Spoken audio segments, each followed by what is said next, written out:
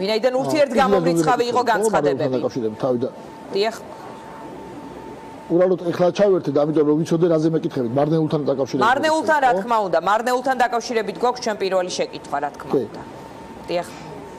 კეთილი, მარნეულში, როგორც ჩვენ გავაკეთეთ განცხადება ბრიფინგზე, ეხლა გავიმეორებ ზუსტად რაც ითქვა, სიტუაცია არის ასეთნაირი.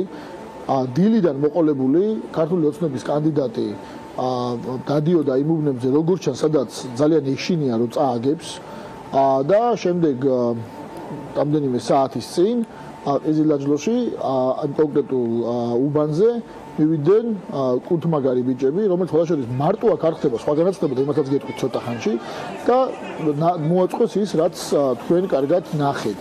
იქ ჩვენსაც არსებული ინფორმაციით იყვნენ ქართული ოცნების მხარდამჭერები, მათია ზონდერბრიგადა და ასევე იყვნენ პაატა ბურჭულაძის კანდიდატის მხარდამჭერები და მათი კანდიდატის მივიდა. ანუ სერგი, იცი რა, ჩაგეკითხებით დაზუსტებისთვის, ანუ თქვენი ინფორმაციით ინციდენტი მოხდა იმ ორ პოლიტიკურ ჯგუფს შორის? ჩვენს არსებული ინფორმაციით ნამდვილად მოხდა იმ ორ პოლიტიკურ ჯგუფს შორის. ამის მერე მივიდა ჩვენი კანდიდატი ადგილზე, იმის გამო რომ დაეწყნარებია სიტუაცია, რომ არ მოხდარიყო რაიმე ტიპის გამწვავება, იმიტომ რა თქმა უნდა ჩვენი მხარდამჭერებიც არიან ხო იმ სოფელში და საკმაოდ დიდი მხარდაჭერაა გახმედ იმამკულიებს, ზოგადად იმ რეგიონში და იმ კონკრეტულ უბნებშიც და თქვენ პირდაპირ ეთერში ნახეთ ალბათ, ყოველ შემთხვევაში მე რასაც ვუყურებდი რუსთავი 2-ში მიდიოდა თქვენთანაც როგორც ვიცი პირდაპირ ეთერი იყო, პირდაპირ ეთერში მოუწოდებდა ახმედ იმამკულიევი როგორც ჩვენ მხარდამჭერებს რომ არანაირ პროვოკაციაზე არ წამოგებულიყვნენ და არაფერი არ გაეკეთებიათ ისეთი რაც შეიძლება ყოფილიყო კანონსაწინააღმდეგო, ასევე მოუწოდებდა სხვებსაც, მათ შორის იმ ადამიანებს, რომლებიც პირველ რიგში არიან პასუხისმგებელი იქ ძალადობის აღკვეთაზე. ესენი არიან პოლიცია და აქვე მინდა ერთი რამე გაუსვა ხაზი. სად არის პოლიცია ამ დროს? მარტო მარნეულში კი არა, სხვაგან სად არის? ეს ხო პირველი ინციდენტი არის. აი ახლა მაგალითად ფონიჭალაში რამდენიმე უბანი არის, სადაც ვიცით, ყველა ხედავს, რომ კუნთმაგარი ბიჭები არიან მობილიზებული, აი კორცხელის ტიპის კუნთმაგარი სპორტსმენები, როგორც არიან მობილიზებული, დადიან უბნიდან უბანზე. პოლიცია არაფერს არ აკეთებს.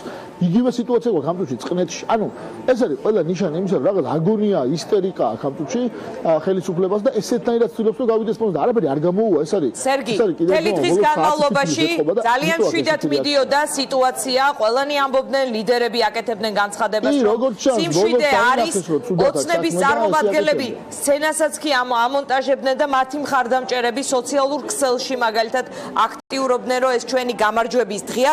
თქვენი აზრით ასეთი გადამწყვეტი რა მნიშვნელობა ჰქონდა მარნეულს და ასევე თქვენ თქვით, რომ იქ ბურჭულაძის და ოცნების მხარდამჭერები იყვნენ. ბოლო კადრებში რასაც ხედავთ ჩვენ ნაციონალური მოძრაობის მხარდამჭერები და ნაციონალური მოძრაობის კანდიდატია, რომელიც აკეთებს სპეციალურ მიმართვას. ანუ კიდევ მეტი გითხარით, ვინაიდან მართლა მინდა რომ მაყურებელმა გაიგოს დაახლოებითი სურათი შეიქმნას და აღიდგინოს კი არა და მიხვდეს რა მოხდა მარნეულში. დიახ. რა თქმა უნდა. ძალიან მარტივად არის საქმე, კიდევ ერთხელ გიმეორებთ. იქ იყო მისული ჩვენი კანდიდატი ახმედ იმამკულიევი იმის გამო რომ ის იმ რეგიონში აპირებს მოგებას. ის არის იქ ერთ-ერთი წამყვანი კანდიდატი და მას მხარდამჭერები და ყავს ყველგან, მათ შორის იმ კონკრეტულ სოფელშიც ბუნებრივია. მაგრამ ჩვენი მხარდამჭერები არ მონაწილეობდნენ იმ საშინელებაში, რომელიც ჩვენ ვნახეთ ეკრანზე და მივიდა, იმიტომ რომ განემუხტა სიტუაცია. მივიდა მას მერე და ჯერ ბურჭულაძის კანდიდატი მივიდა. მივიდა მას მერე და თავიდან ჩამოიარა საერთოდ ქართული ოცნების კანდიდატმა და მოახდინა ამ ყველაფრის მობილიზება და მოაწყო ეს ყველაფერი. და ამიტომ მივიდა, იმიტომ რომ არ მომხდარიყო მეტი არანაირი პროვოკაცია. ეს იყო და ეს. რა შეეხება კიდევ ხაზი მინდა გავუსვა. ძალიან მნიშვნელოვანი არის აქ რომ პოლიცია მიაქციოს ყურადღება ამას, იმიტომ რომ მარტო მარნეული არ არის. კიდევ ერთხელ ვამბობ, ესეთი ტიპის პროვოკატორები დადიან უბნიდან უბანში, როგორც ჩანს იქ სადაც აქვთ იმედი, უბრალოდ აქვთ იმედი რომ სადაც ვერ მოიგებენ, სადაც ისინი აგებენ და უნდა თუ ეხლა არიონ ეს უბნები და რაღაც გარკვეული პროვოკაციები შექმნან. არ გამოვათ, პოლიცია უნდა იყოს მობილიზებული. პოლიცია შეუძლია ამ ყველაფრის პრევენცია მოახდინოს ძალიან მარტივად. ბატონ სერგი, ესეთი კითხვა მაქვს, თქვენი კანდიდატი, რომელზეც თქვენ საუბრობთ, განცხადებას ავრცელებს, რომ ბატონო კვირიკაშვილო, ან თქვენ უნდა მოხვიდეთ აქ და დაამშვიდოთ ეს ხალხი, ან ჩვენ შევალთ შიგნით და გამოვიტანოთ უნდა ყუთი გარეთ და გავხსნათ აქ რომ გაბათილდეს. ეს როგორ წარმოგიდგენიათ, სადაც როდესაც იქნება ესეთი ვთქვათ გამწვავება სიტუაციის, კვირიკაშვილმა უნდა იაროს იმ უბნებში თუ როგორ გესმით ეს განცხადება. ახლა განსაგები აღელვების დროს შეიძლება რაღაც თქვა, მაგრამ იდეა მისი მოწოდების იყო ის, რომ პასუხისმგებელმა პირებმა მიაქციონ ყურადღება იმას, რაც ხდება, რომ ეს განუკითხაობა არ არსებობდეს.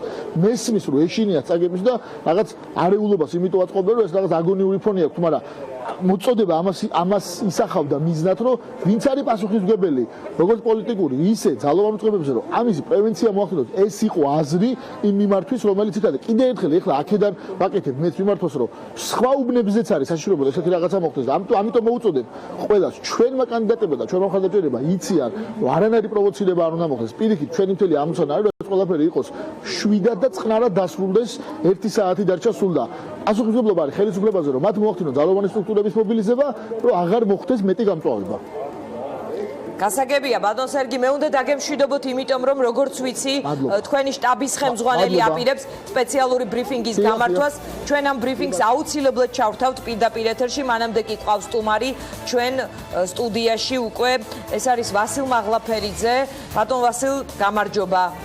სამშვიდობს. მადლობა რომ ხართ ჩვენთან ერთად. ბუნებრივია, მარნეულის ინციდენტზე მინდა კითხოთ, თქვენ არ ხართ არც დამკვირვებელი უბანზე, არც პოლიტიკური პარტიის წარმომადგენელი, მაგრამ შესაძლოა გაქვთ ინფორმაცია, ან თქვენი დაკვირვებით შეგიძლიათ გითხრათ, რა ტიპის ექსცესთან გვაქვს საქმე მარნეულის სახით. მე არა ვარ ახლა მარნეულზე ნამდვილად ვერ დავიწყებ საუბარს, რამდენადაც ვიცი და მე